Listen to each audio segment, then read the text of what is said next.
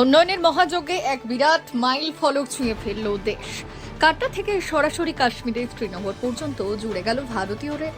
শনিবার বিশ্বের সবচেয়ে উঁচু রেল ব্রিজ দিয়ে ট্রায়াল রান শেষ করেছে বন্দে ভারত।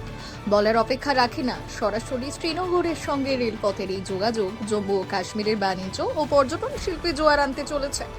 কাশ্মীরের শ্রীনগর থেকে বৈষ্ণো দেবী যাওয়ার জন্য কাটরার যোগাযোগ স্থাপন করতে কোমর বেঁধে নেমেছিল কেন্দ্রীয় সরকার।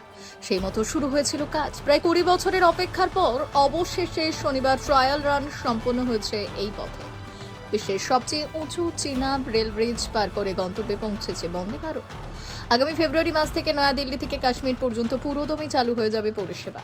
কাশ্মীর রেলওয়ের শীর্ষ আধিকারিক সাবিক ইউসুফ জাটো বললেন, এখনো পর্যন্ত দেশের বিভিন্ন প্রান্তে প্রায় 130টি বন্দে ভারত ট্রেন চলছে। তবে কাশ্মীরে যে বন্দে ভারত চলবে তা অন্যগুলির তুলনায় বিশেষভাবে তৈরি।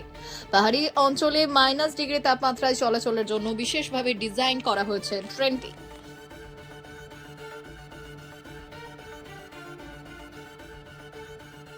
ব্যুরো রিপোর্ট, উত্তরের প্রহরী।